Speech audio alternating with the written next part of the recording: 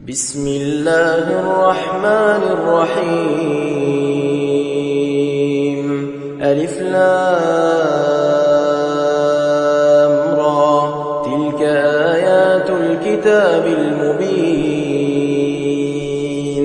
إنا أنزلناه قرآنا عربيا لعلكم تعقلون. نحن نقص عليك أحسن القصص بما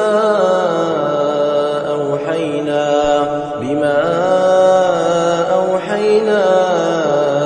إليك هذا القرآن، وإن كنت من قبله لمن الغافلين. إذ قال يوسف لأبيه يا أبت إني رأيت 11 كوكبا والشمس والقمر رأيتهم لي ساجدين. قال يا بني لا تقصص رؤياك على إخوتك فيكيدوا لك كيدا، إن الشيطان للإنسان عدو مبين. وكذلك يجتبيك ربك ويعلمك من تأويل الأحاديث ويتم نعمته عليك وعلى آل يعقوب كما أتمها على أبويك من قبل إبراهيم وإسحاق، إن ربك عليم حكيم. لقد كان في يوسف وإخوته آيات للسائلين، إذ قالوا ليوسف وأخوه أحب إلى أبينا منا ونحن عصبة إن أبانا لفي ضلال مبين. اقتلوا يوسف أو اطرحوه أرضا يخل لكم وجه أبيكم وتكونوا من بعده قوما صالحين. قال قائل منهم لا تقتلوا يوسف وألقوه في غيابة الجب يلتقطه بعض السيارة إن كنتم فاعلين. قالوا يا أبانا ما لك لا تأمنا على يوسف وإنا له لناصحون. أرسله معنا غدا يرتع ويلعب وإنا له لحافظون. قال إني ليحزنني أن تذهبوا به وأخاف أن يأكله الذئب وأنتم عنه غافلون. قالوا لئن أكله الذئب ونحن عصبة إنا إذا لخاسرون. فلما ذهبوا به وأجمعوا أن يجعلوه في غيابة الجب وأوحينا إليه لتنبئنهم بأمرهم هذا وهم لا يشعرون. وجاءوا أباهم عشاء يبكون. قالوا يا أبانا إنا ذهبنا نستبق وتركنا يوسف عند متاعنا فأكله الذئب وما أنت بمؤمن لنا ولو كنا صادقين وجاءوا على قميصه بدم كذب قال بل سولت لكم أنفسكم أمرا فصبر جميل والله المستعان على ما تصفون وجاءت سيارة فأرسلوا واردهم فأدلى دلوه قال يا بشرى هذا غلام وأسروه بضاعة والله عليم بما يعملون وشروه بثمن بخس دراهم معدودة وكانوا فيه من الزاهدين وقال الذي اشتراه من مصر لامرأته أكرمي مثواه عسى أن ينفعنا أو نتخذه ولدا وكذلك مكنا ليوسف في الأرض ولنعلمه من تأويل الأحاديث والله غالب على أمره ولكن أكثر الناس لا يعلمون ولما بلغ أشده آتيناه حكما وعلما وكذلك نجزي المحسنين وراودته التي هو في بيتها عن نفسه وغلقت الأبواب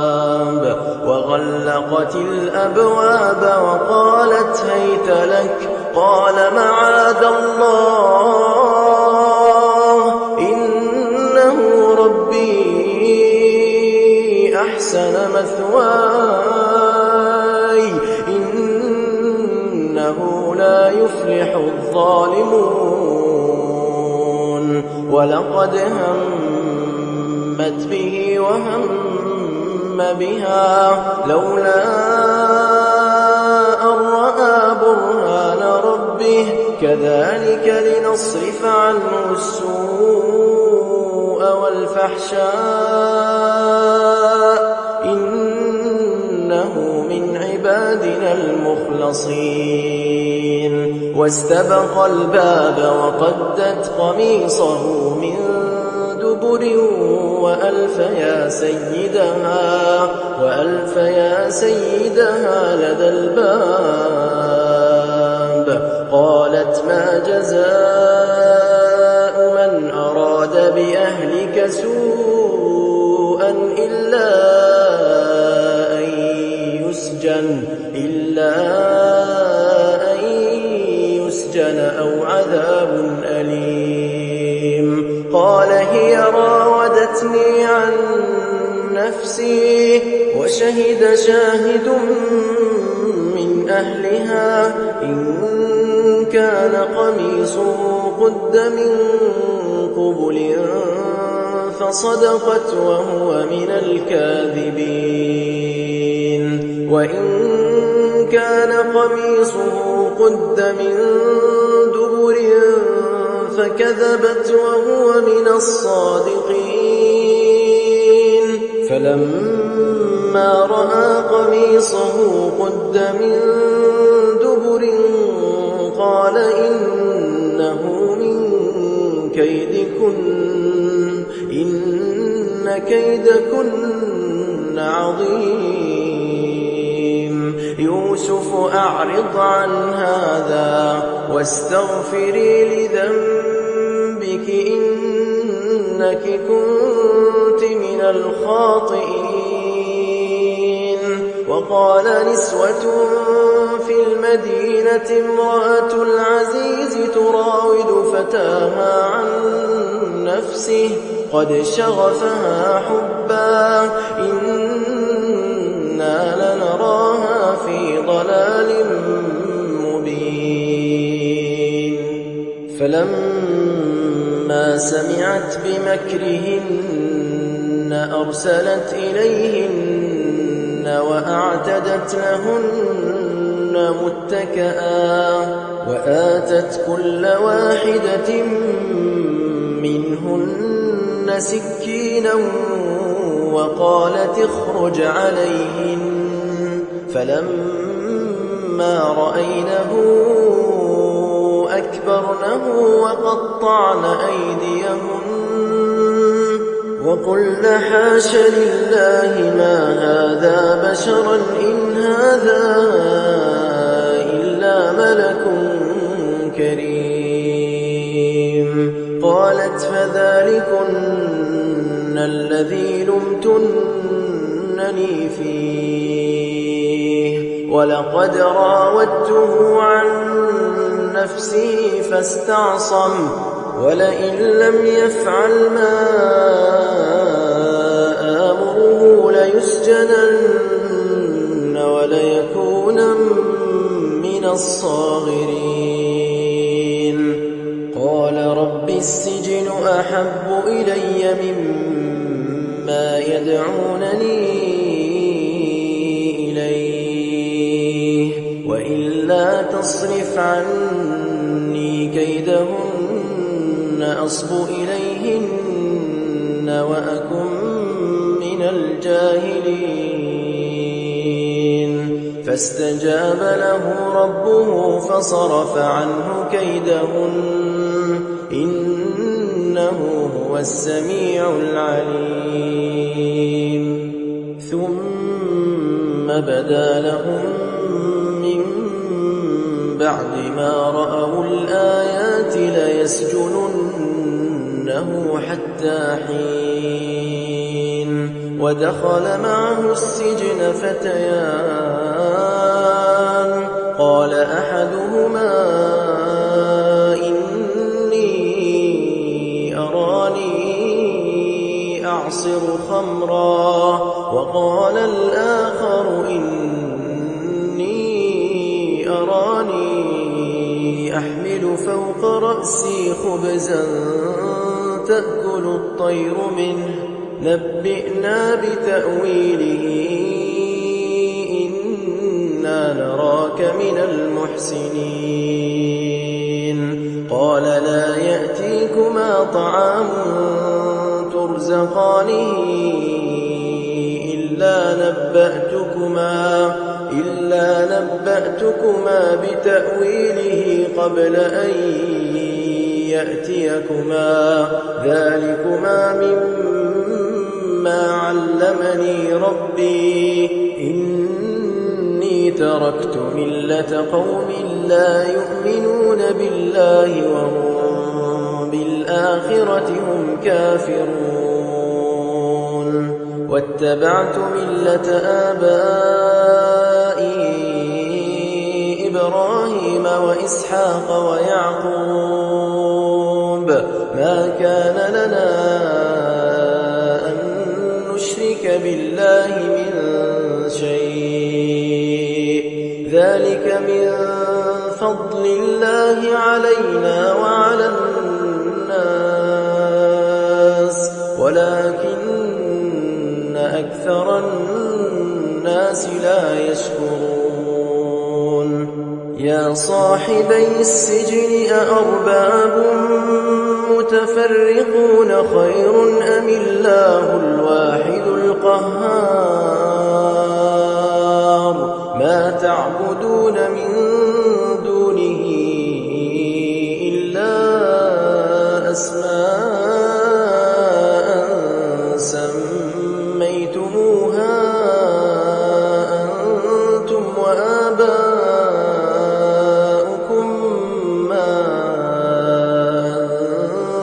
أنزل الله بها من سلطان إن الحكم إلا لله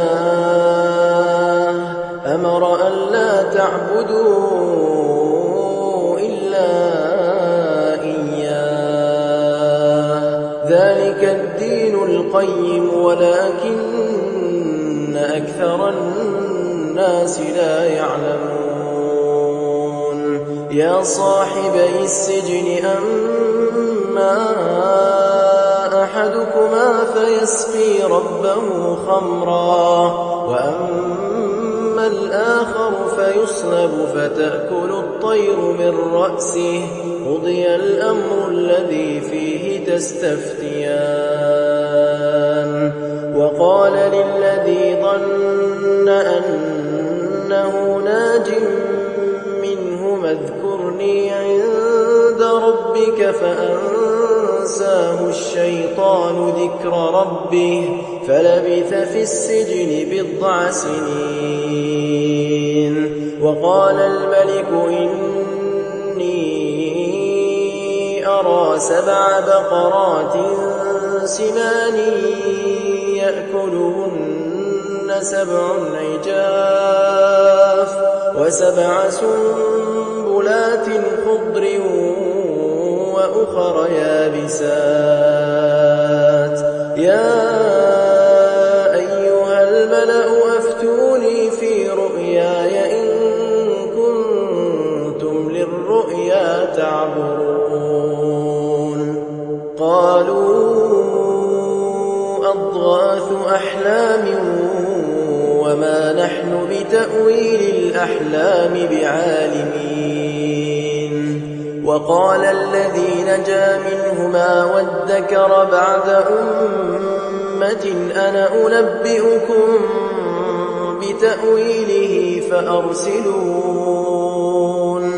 يوسف أيها الصديق أفتنا في 7 بقرات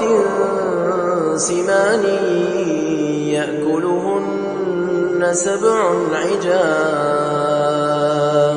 و7 سنبلات خضر وأخر يابسات لعلي أرجع إلى الناس لعلهم يعلمون قال تزرعون 7 سنين دأبا فما حصدتم فذروه في سنبله إلا قليلا مما تأكلون ثم يأتي من بعد ذلك 7 شداد يأكلن ما قدمتم لهن إلا قليلا مما تحصنون ثم يأتي من بعد ذلك عام فيه يغاث الناس وفيه يعصرون وقال الملك ائتوني به فلما جاءه الرسول قال ارجع إلى ربك فاسأله ما بال النسوة اللاتي قطعن أيديهن إن ربي بكيدهن عليم قال ما خطبكن إذ راوتن يوسف عن نفسه قلن حاش لله ما علمنا عليه من سوء قالت امرأة العزيز الآن حصحص الحق أنا راودته عن نفسه وإنه لمن الصادقين ذلك ليعلم أني لم أخنه بالغيب وأن الله لا يهدي كيد الخائنين وما أبرئ نفسي إن النفس لأمارة بالسوء إلا ما رحم ربي إن ربي غفور رحيم. وقال الملك ائتوني به أستخلصه لنفسي فلما كلمه قال إنك اليوم لدينا مكين أمين. قال اجعلني على خزائن الأرض إني حفيظ عليم. وكذلك مكنا ليوسف في الأرض يتبوأ منها حيث يشاء نصيب برحمتنا من نشاء ولا نضيع أجر المحسنين.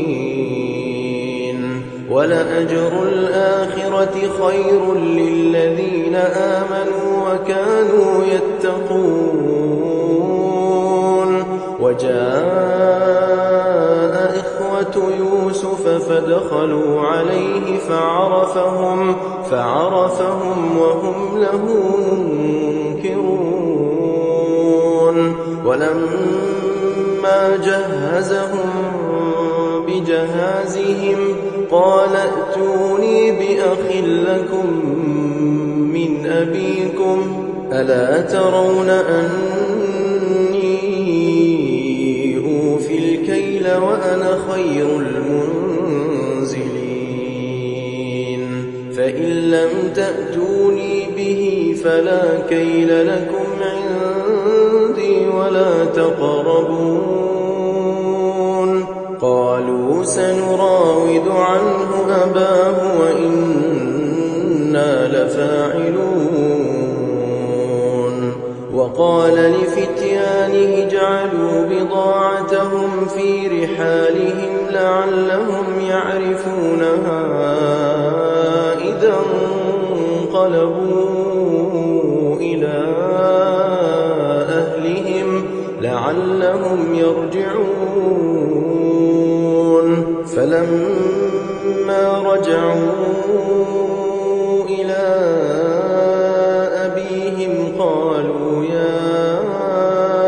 أبانا منع منا الكيل فأرسل معنا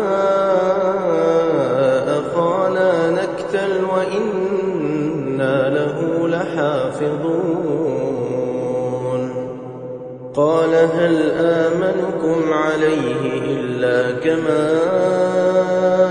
أمنتكم على أخيه من قبل فالله خير حافظا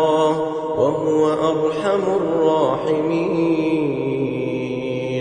ولما فتحوا متاعهم وجدوا بضاعتهم ردت إليهم قالوا يا أبانا ما نبغي هذه بضاعتنا ردت إلينا ونمير أهلنا ونحفظ أخانا ونزداد كيل بعير ذلك كيل يسير. قال لن أرسله معكم حتى تؤتون موثقا من الله لتأتونني به إلا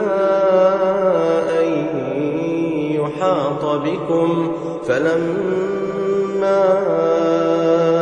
آتوه موثقهم قال الله على ما نقول وكيل. وقال يا بني لا تدخلوا من باب واحد وادخلوا من أبواب متفرقة وما أغني عنكم من من الله من شيء إن الحكم إلا لله عليه توكلت وعليه فليتوكل المتوكلون ولما دخلوا من حيث أمرهم أبوهم ما كان يغني عنهم من الله من شيء إلا حاجة في نفس يعقوب قضاها وإنه لذو علم لما علمناه ولكن أكثر الناس لا يعلمون ولما دخلوا على يوسف آوى إليه أخاه قال إني أنا أخوك فلا تبتئس بما كانوا يعملون فلما جهزهم بجهازهم جعل السقاية في رحل أخيه ثم أذن مؤذن أيتها العير إنكم لسارقون قالوا وأقبلوا عليهم ماذا تفقدون قالوا نفقد صواع الملك ولمن جاء به حمل بعير وأنا به زعيم قالوا تالله لقد علمتم ما جئنا لنفسد في الأرض وما كنا سارقين قالوا فما جزاؤه إن كنتم كاذبين قالوا جزاؤه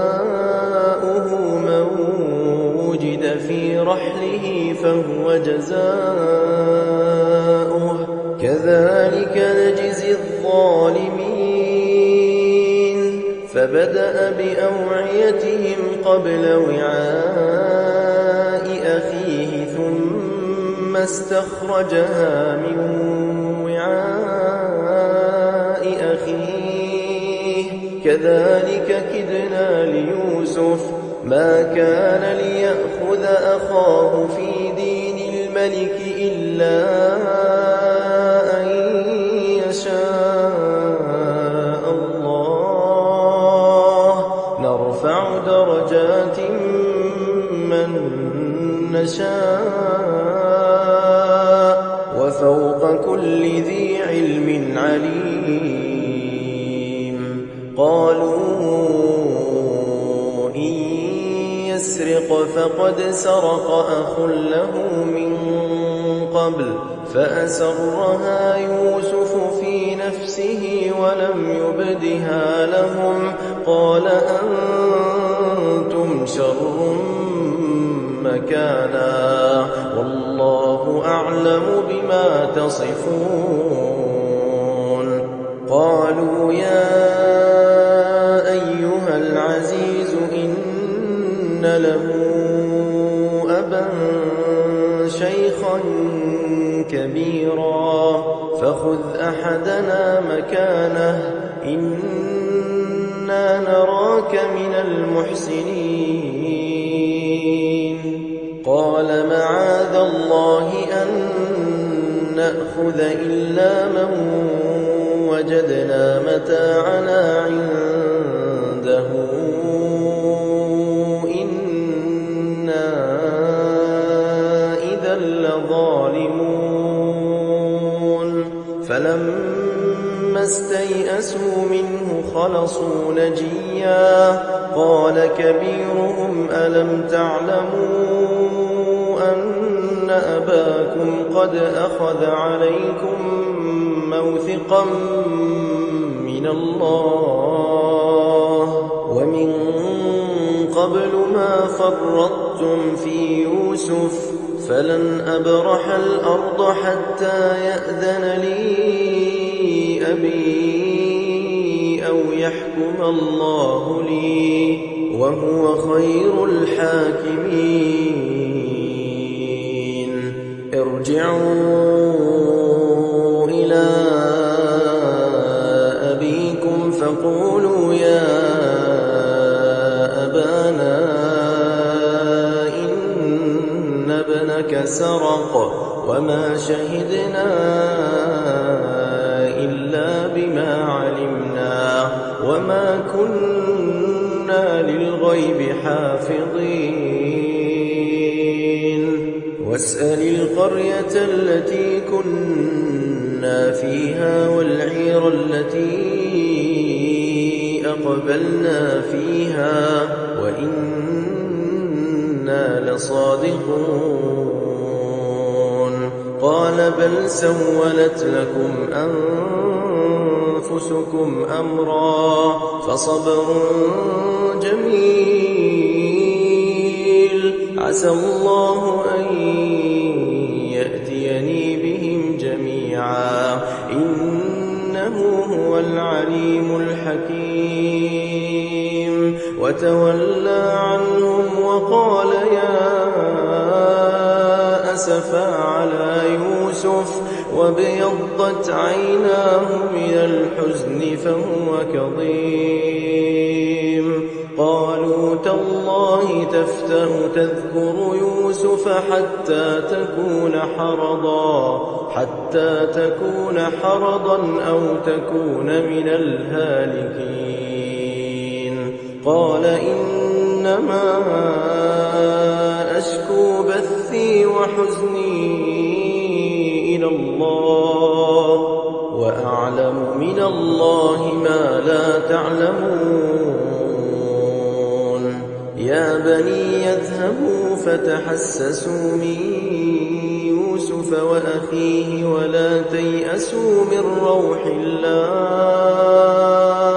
إنه لا ييأس من روح الله إلا القوم الكافرون. فلما دخلوا عليه قالوا يا أيها العزيز مسنا وأهلنا الضر وجئنا ببضاعة مزجاة فأوف لنا الكيل وتصدق علينا إن الله يجزي المتصدقين. قال هل علمتم ما فعلتم بيوسف وأخيه إذ أنتم جاهلون؟ قالوا أئنك لأنت يوسف؟ قال أنا يوسف وهذا أخي قد من الله علينا إنه من يتق ويصبر فإن الله لا يضيع أجر المحسنين. قالوا تالله لقد آثرك الله علينا وإن كنا لخاطئين. قال لا تثريب عليكم اليوم يغفر الله لكم وهو أرحم الراحمين. اذهبوا بقميصي هذا فألقوه على وجه أبي يأت بصيرا وأتوني بأهلكم أجمعين. ولما فصلت العير قال أبوهم إني لأجد ريح يوسف لولا أن تفندون. قالوا تالله إنك لفي ضلالك القديم. فلما أن جاء البشير ألقاه على وجهه فارتد بصيرا. قال ألم أقل لكم إني أعلم من الله ما لا تعلمون قالوا يا أبانا استغفر لنا ذنوبنا إنا كنا خاطئين قال سوف أستغفر لكم ربي إنه هو الغفور الرحيم فلما دخلوا على يوسف آوى إليه أبويه وقال ادخلوا مصر إن شاء الله آمنين ورفع أبويه على العرش وخروا له سجدا وقال يا أبت هذا تأويل رؤياي من قبل قد جعلها ربي حقا وقد أحسن بي إذ أخرجني من السجن وجاء بكم من البدو من بعد أن نزغ الشيطان بيني وبين إخوتي إن ربي لطيف لما يشاء إنه هو العليم الحكيم رب قد آتيتني من الملك وعلمتني من تأويل الأحاديث فاطر السماوات والأرض أنت وليي في الدنيا والآخرة توفني مسلما وألحقني بالصالحين ذلك من أنباء الغيب نوحيه إليك وما كنت لديهم إذ أجمعوا أمرهم وهم يمكرون وما أكثر الناس ولو حرصت بمؤمنين وما تسألهم عليه من أجر إن هو إلا ذكر للعالمين وكأين من آية في السماوات والأرض يمرون عليها وهم عنها معرضون وما يؤمن أكثرهم بالله إلا وهم مشركون أفأمنوا أن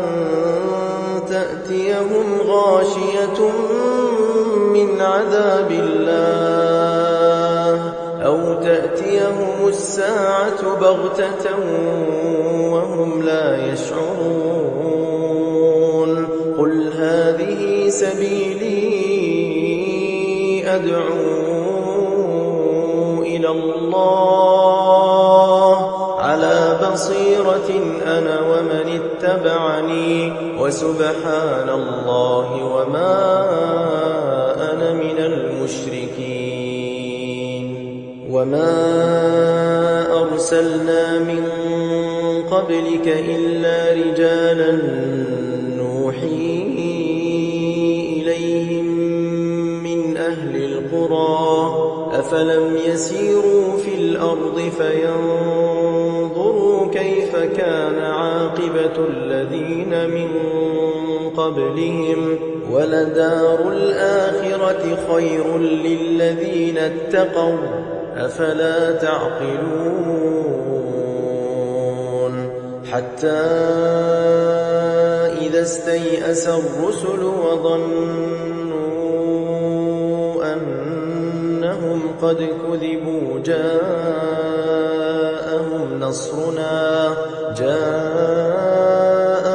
نصرنا فنجي من نشاء ولا يرد بأسنا عن القوم المجرمين لقد كان في قصصهم عبرة لأولي الألباب ما كان حديثا يفترى ولكن تصديق الذي بين يديه وتفصيل كل شيء وهدى ورحمة لقوم يؤمنون. إنما المؤمنون الذين إذا ذكر الله وجلت قلوبهم